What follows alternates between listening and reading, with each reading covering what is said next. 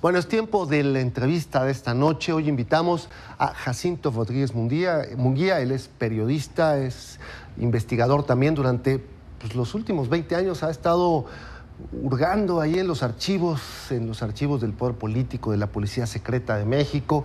Ya eso provocó la obra Las nóminas secretas de gobernación, los archivos prohibidos de la prensa y el poder, y ahora 1968, todos los culpables. Esta noche vamos a platicar sobre el nuevo libro que acaba de sacar, La conspiración del 68, los intelectuales y el poder, así se fraguó la matanza, de Editorial Debate. Bienvenido, Jacinto, buenas noches. Héctor, muchas gracias. A ti. Vimos mucho sobre el 68 este año, eran el 50 aniversario natural, pero lo que tú elegiste, la parte de la conspiración intelectual y el papel en particular que tuvo un filósofo mexicano, es impresionante. Cuéntanos. Bueno, a mí me parecía que el 68, después de algunos años de tratar de estudiarlo y entenderlo, le faltaban piezas, le faltaban muchas piezas. La masacre es la pieza quizá más indeseable del 68 del movimiento estudiantil, pero era insuficiente para mí entender o tratar de entender todo lo que había pasado.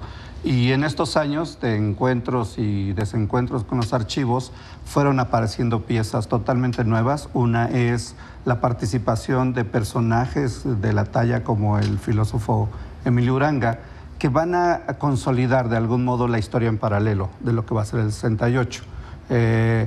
Hoy se entiende mejor. Creo que con esto, sin caer en pedantería, creo que se entiende bien con tres elementos básicos: el qué, el cómo y el por qué ocurrió el 68.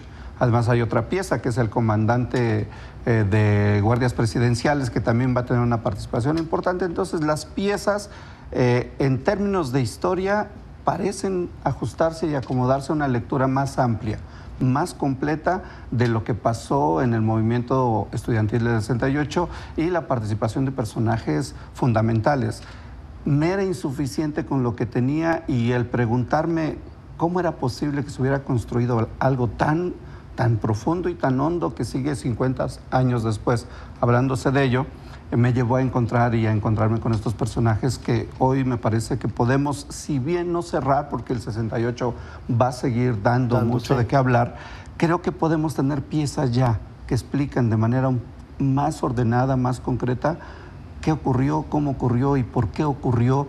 El comienzo y el final, aquí lo decimos en el libro, el comienzo no fue casual y el final no fue imprevisto. Es decir, sí había planes como para ir conduciendo esto hasta lo que ocurrió el 2 de octubre. Y en mucho viene de toda esta participación que tuvo Emilio Uranga en la asesoría, en la propaganda, hasta autor del Móndrigo podría haber sido, ¿no? Hay huellas de él. Es un personaje tal vez indeseable para muchos en la historia de México, pero yo creo que solo a partir de él se explican no solo el 68, sino una parte importante de los años 70 en su vinculación directa con personajes claves del poder. El papel de Luis Echeverría, el papel que en este caso va tomando otro perfil, el papel de Díaz Ordaz o el papel de Marcelino García Barragán. Todos los personajes a partir de esta investigación toman otra posición de las que conocíamos. Las dos narrativas, la narrativa del poder y la narrativa de los estudiantes, eran insuficientes. Me parece que con esto tenemos piezas para entender todo el momento, lo que ocurrió. Pero cuéntanos un poco de granero político, del papel de la prensa, en fin, que son cosas que no se habían mencionado antes, o no de una manera destacada como lo haces tú. Claro, es que para que pudiera funcionar un poco el plan que había en el 68 de llevar el movimiento hacia ciertos límites, se requería de una historia en paralelo, y creo que la función de la propaganda en México le hemos dado muy poca atención. No hemos visto con detalle cómo es que se construyó en el imaginario social una realidad paralela, de tal modo que cuando se llega al 2 de octubre pareciera que era normal. Entonces, todo este trabajo, y en particular en un periódico muy importante para razones de poder, como es el periódico La Prensa, O sea, los otros tenían como un tinte y un diálogo con los intelectuales y entre el poder mismo.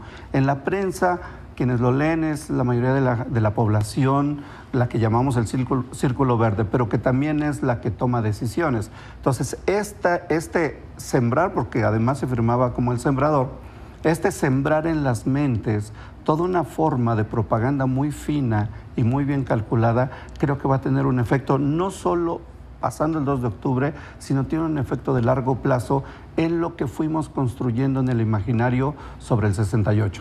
Lo que ocurrió se queda en dos grandes narrativas y no entramos a ver los otros factores y los otros personajes que estaban ahí. Solo que, bueno, sí era necesario entrar por otras vías. Yo, durante la lectura del libro, me llamó la atención pues que este filósofo, este personaje te ha acompañado a lo largo de pues, más de 10 años, probablemente. Has indagado muchísimo sobre él y tienes fuentes pues, muy valiosas. Sí, se volvió un poco una obsesión profesional.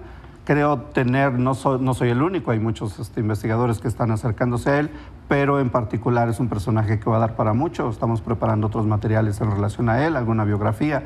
Es un personaje que, nos guste o no, tarde o temprano vamos a tener que voltear a ver el papel que tuvo tan importante desde Adolfo López Mateos, Gustavo Díaz Ordaz y una parte importante de Luis Echeverría, un consejero directo que decía: yo no vengo a que me aconsejen, ¿no? Yo aconsejo. Y él sabía cuál era como su papel dentro de la historia reciente de México, y me parece que contra lo que podamos pensar de él, logró muchas cosas que no imaginábamos, y bueno, parte de ello, el 68 es solo una parte.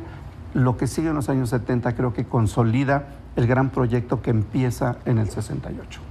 Bueno, pues ahí tiene usted una historia intelectual también del 68, pero de la parte que podríamos llamar la conspiración, ¿no? Hay todos los elementos para decirlo. El título no es un gancho publicitario, es una investigación que legitima todo. Pues muchísimas gracias por venir esta noche a contarnos un poco de tu libro y enhorabuena, Jacinto. Al contrario, muchas gracias a ti. Buenas noches. Buenas noches.